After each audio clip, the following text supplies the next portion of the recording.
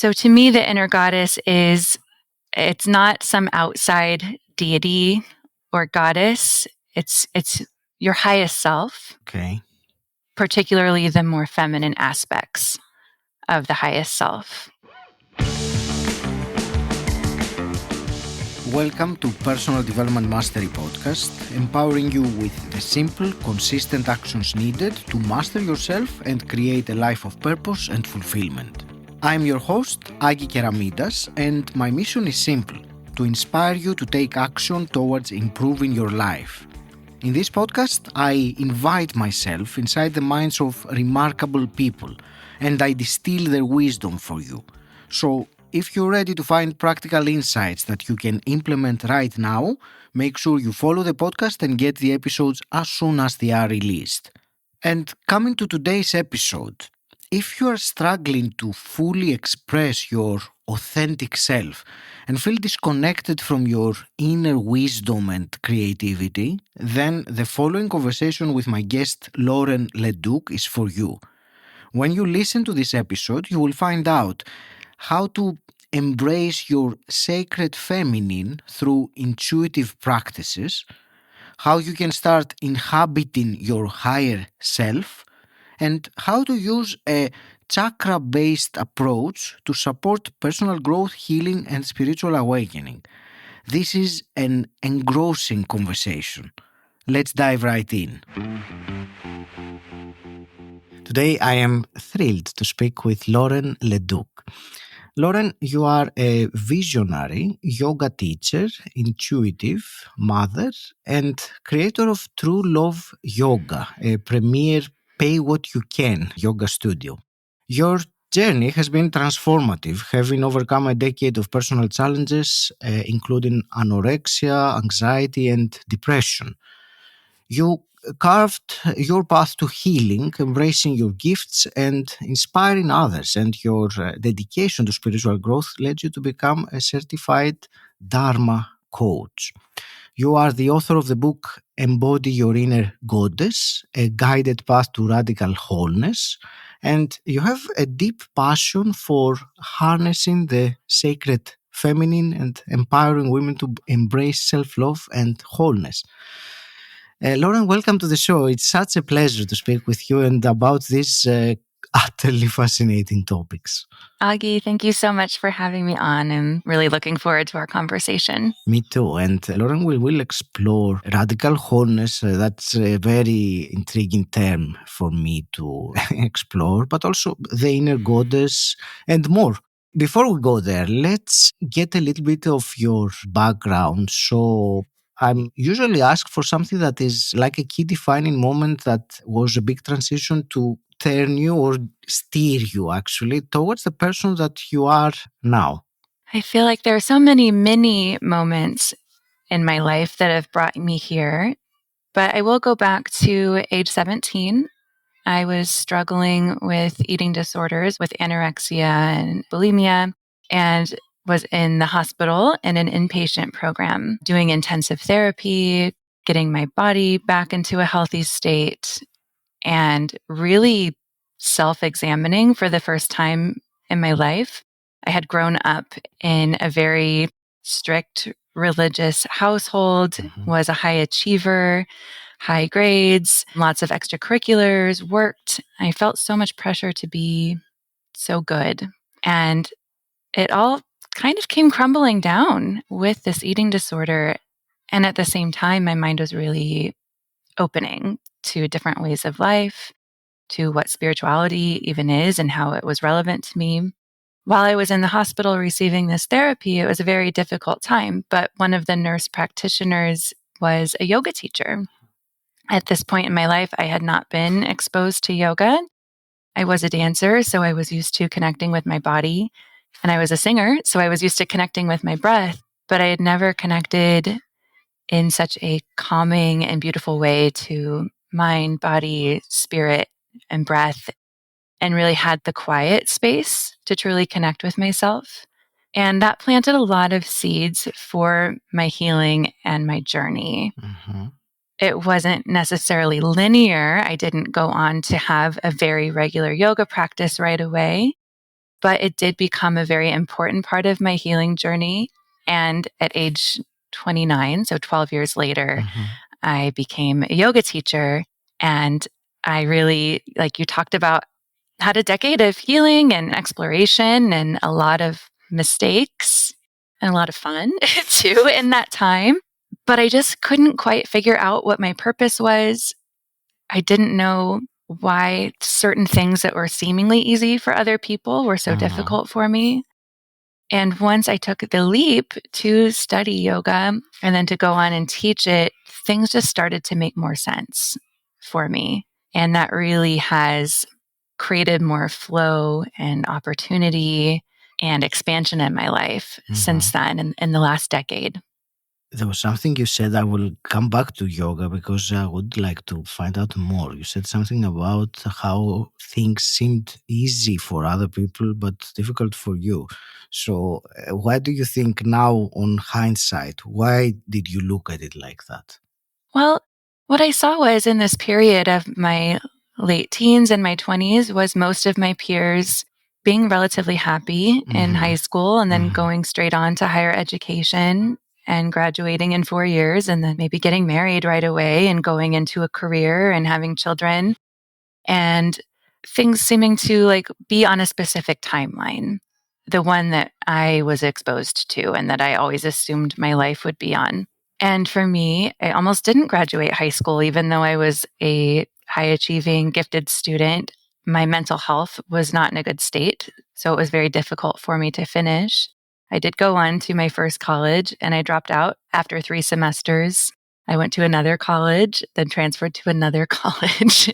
And with the eating disorder and the depression and the anxiety, and also just wanting to like expand and explore the world and meet people and live in other places, it quickly became apparent that that timeline was not going to be mine. I don't think I really wanted it to be deep down, but yeah, I just wasn't quite sure like why things seemed easy. That seemed easy for other people and it didn't for me. And it took a lot of exploration to really figure out who I am, how I operate, and then how to take those qualities and make them into like how I provide service to the world, if that makes sense. And it wasn't going to happen through a 4-year degree. It does make sense, thank you. And the way you described it using the word timeline, I think that was for me a very clear answer. I got something from that. It's a different perception when you think in terms of a timeline rather than something else that's, relevant to the question. But thank you. That was great. If you are enjoying this episode, can you find one person that you think would add value to and share it with them? I would really appreciate you. This helps grow the show and also helps you add value to people you care about. Thank you so much. Let's get back to the episode. Let's go back to the yoga. I remember when you started saying at 29 you became a yoga teacher, your face lit up at the same time while you were saying that. So how afterwards were you inspired to create the True Love Yoga and this kind of contribution that you did? What was the trigger behind that? Yes. I would say unlike the earlier parts of my life, it came fairly easily. It came with a lot of work, but it was, like I said, there was a lot more flow and expansion once I started doing what I was meant to be doing. Yes. So in the first couple of years of my teaching, I just taught a lot and worked on improving myself and improving my teaching, working with a lot of different clients. And it just so happened that there was a very beautiful day here in early March. I live in the Midwest in the US, and it's usually very cold at that point. But it was a gorgeous weekend. So I decided that I would like to offer a donation-based yoga class at this beautiful museum and take advantage of the weather. And I put a post out on Facebook to see who might want to come. And I had about 50 people show up. Wow. And it was this very beautiful experience.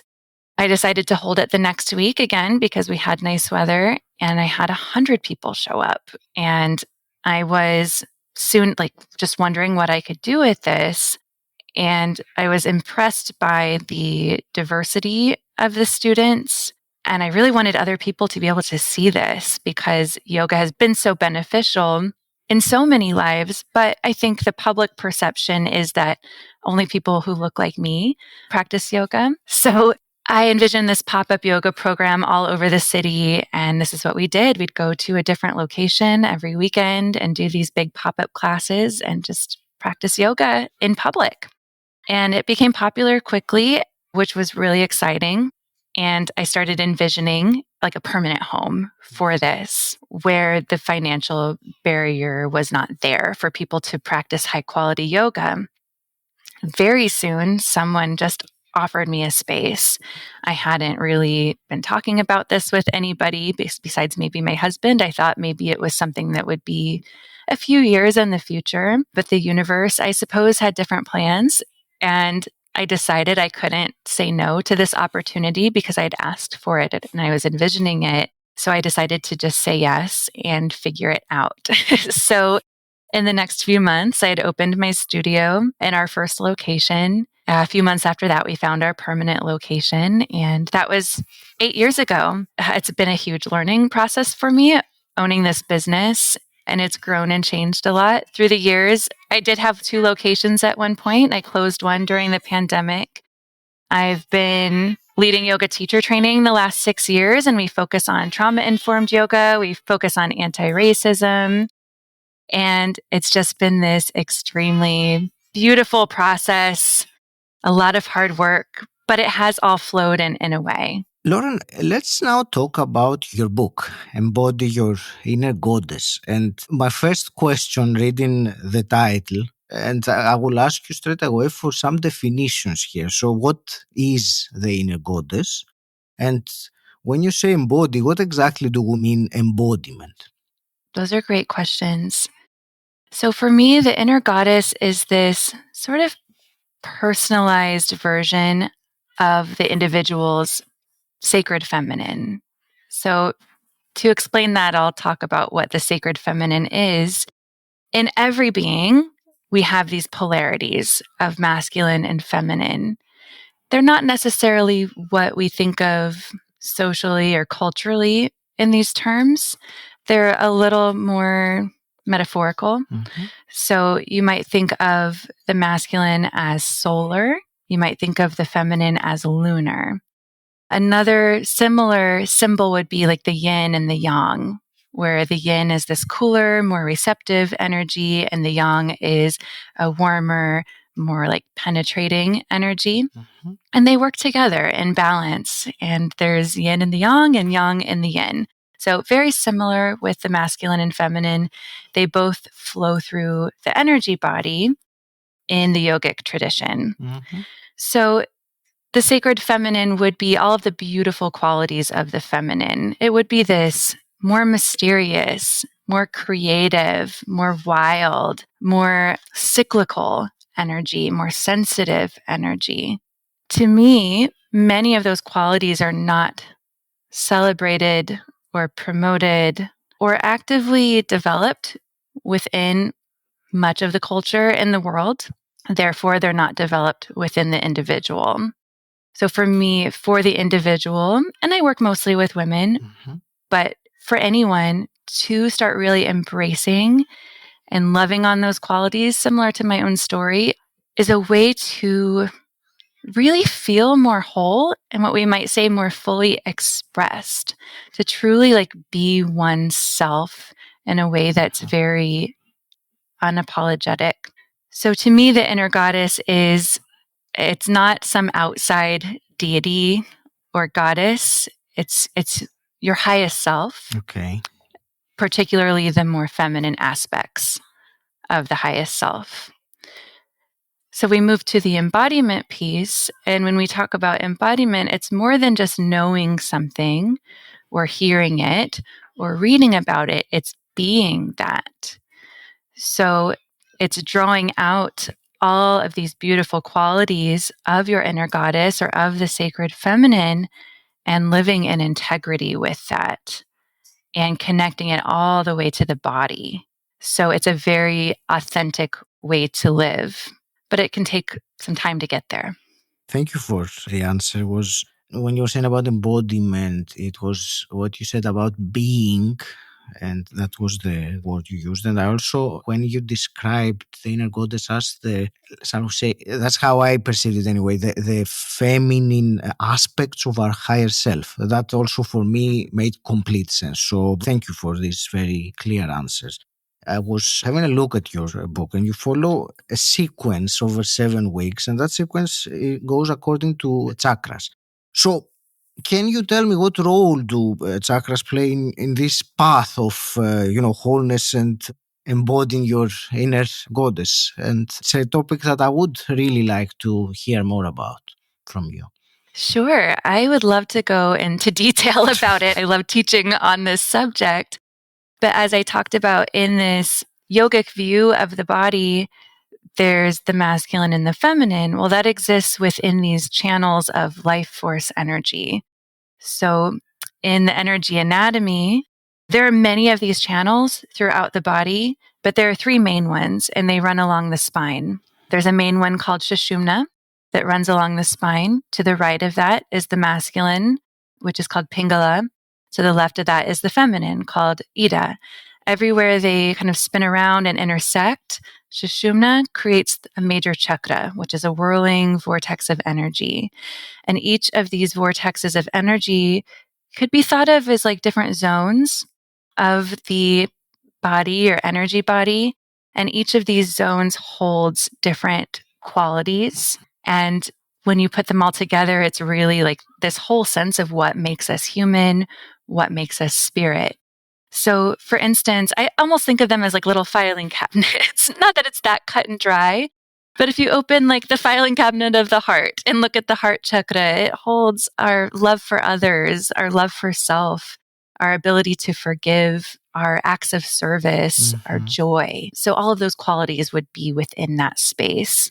And there's 7 of these again, all with these different aspects. So as we take this journey from the root all the way up to the crown chakra, we get to kind of discover and unearth these different qualities that we hold within us.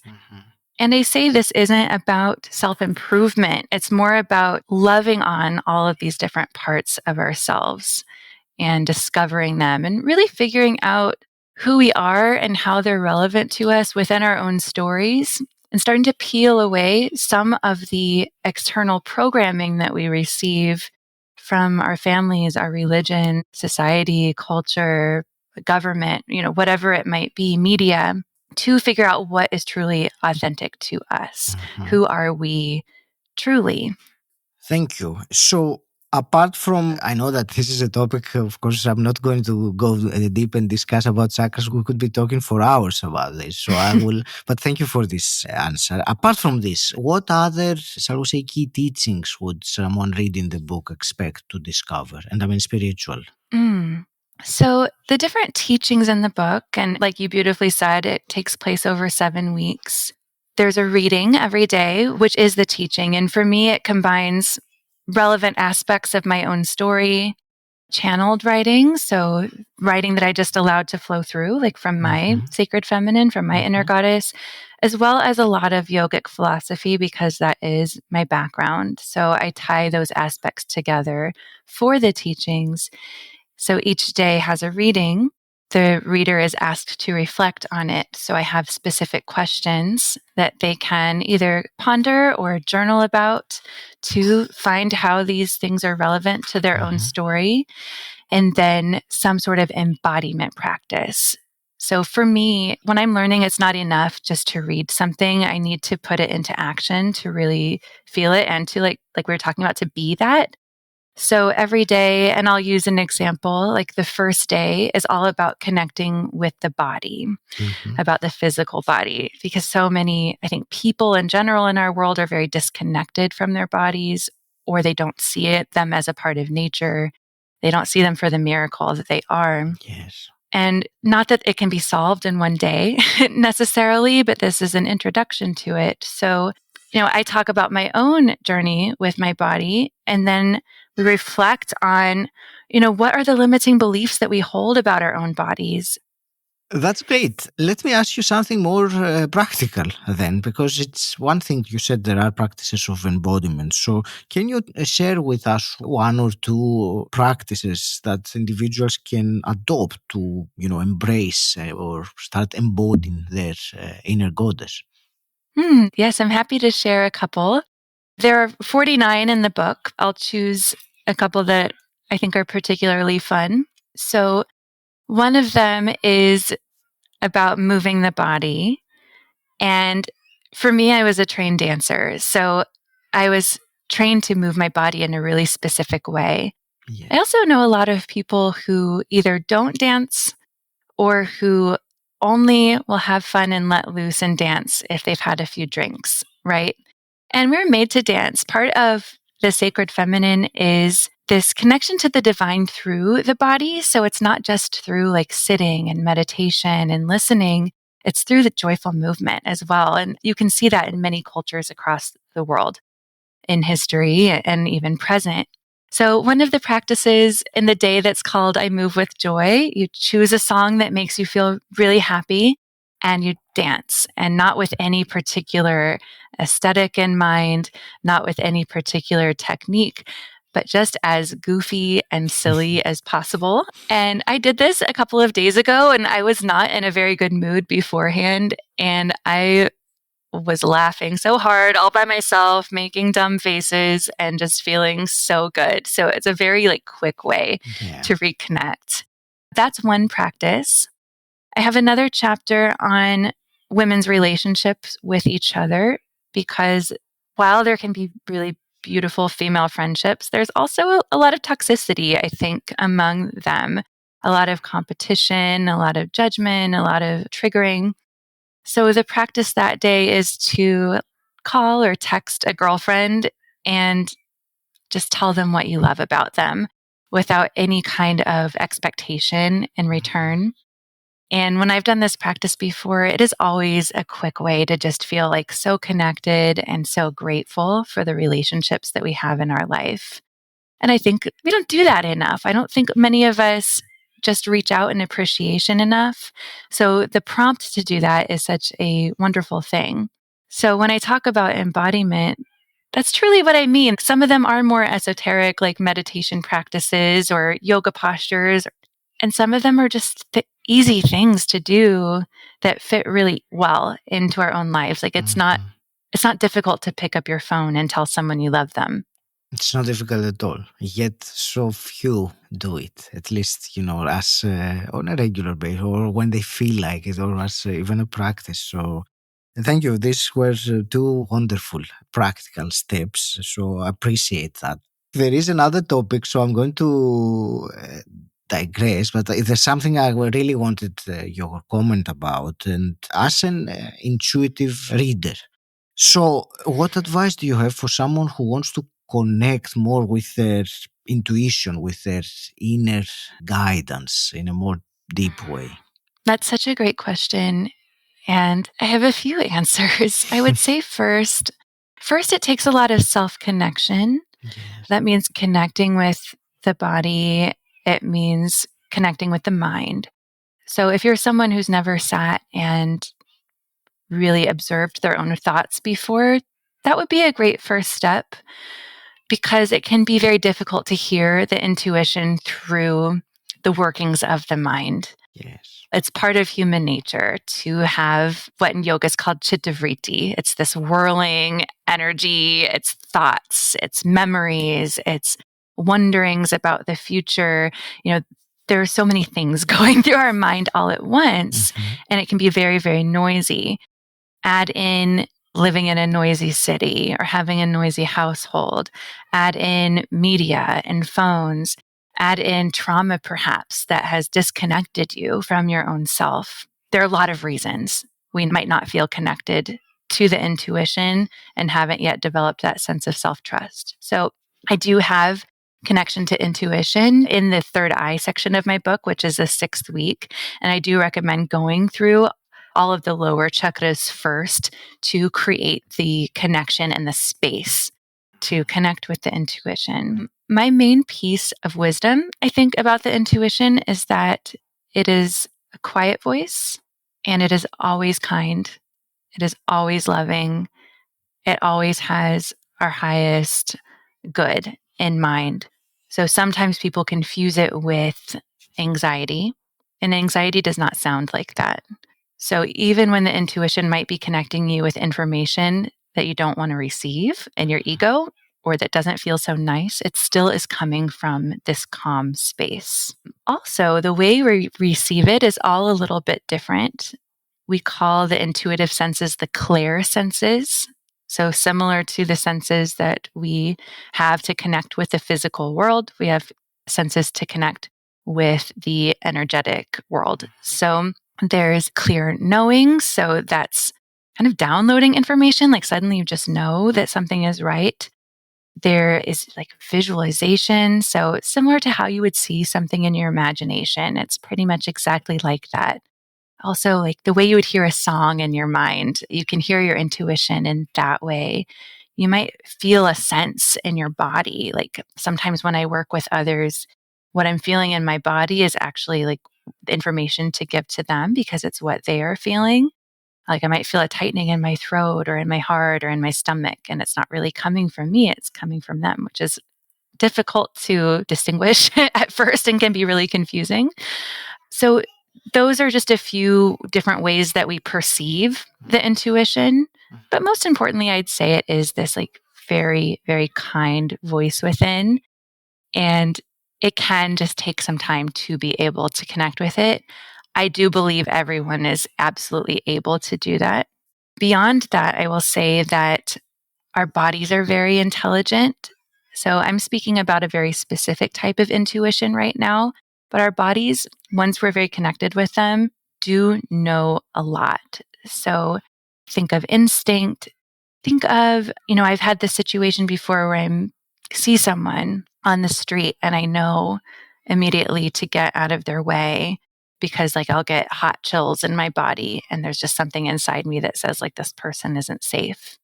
And it can be a lot happier than that too. You might feel very excited or happy when you see a person or when you hear about a specific situation or when you consider your goals and dreams or something like that. But it's very important to feel what your body's reaction is because it has a lot of information for us and it's very smart. Thank you for this wonderful answer. It is indeed. And just when you were saying about crossing on the other side of the road, you reminded me I have had often when driving, before I take, I steer the car in a turn that you can't really see what's on the other side of it. I've had on occasions like knowing that there is a car coming on the other direction. So I would slow down and it was not a surprise after, because it has happened a few times, to see that there was indeed a car coming. So it was like a nice warning sign of that. So thank you for bringing that back to my memory. I have a couple of quick last questions that I always ask my guests. But before we go there, can you please share with us how can the listener connect with you, find out more about you and your book, of course? Sure. You can find me on my website, laurenleduc.com, LaurenLeduc. And from there, you can find information about my courses and readings and book. I have a podcast called Your Spiritual Besties with my bestie, Rashida. And we have a lot of really interesting conversations on there. And we actually do intuitive readings as well. So if that's something you feel intrigued by, you can actually hear us giving readings to someone to kind of understand what that is all about. Mm-hmm. And you can find me on Instagram as well at I am Lauren Leduc. Thank you. And so let me ask you then a couple of quick fire questions. The first one is, what does personal development mean to you? Personal development to me is this beautiful commitment to yourself, to not sell yourself short, to show up for yourself in your life, and to nurture yourself. It's like self-parenting in a way. We're not just letting life happen to us, we're being active participants in our own life. And I think that it's an ongoing process that can last a lifetime, and it's very worthwhile. It makes us better citizens in the world. It makes us more thoughtful. It helps align us with our purpose or Dharma. It's such a way to like move through this world awake, you know? Beautiful answer. Thank you, Lauren. And hypothetically speaking, if you could go back in time and meet your 18-year-old self, or 17 maybe, what's one piece of advice you would give her? I would say, just keep going. I'd say there's nothing wrong with you and that we live in a beautiful and messy world, and maybe to just embrace those qualities. You know, I wouldn't want to give away too much because I feel really grateful for my journey and my story, even the hard stuff. But I'd maybe just give her a big hug. Wonderful. Lauren, I want to thank you very much for this enlightening conversation. I really enjoyed it. And there were some elements that you said that I believe there were some deeper layer of knowledge or understanding behind, or wisdom even behind them. So thank you very much for that. I want to wish you all the very best with your mission, with your passion, with your life's mission, I mean. Before we conclude, I would like to end with some parting words from you. But what came to my mind, you said that there were 49, if I'm not mistaken, practical elements in your book. So you gave 2. So if you want to conclude with a third one, that would be great. Sure. Before I do that, I just want to tell you, Augie, thank you very much. You have been so kind and thoughtful and patient. I will tell everyone my toddler is here with me. Gone with the flow.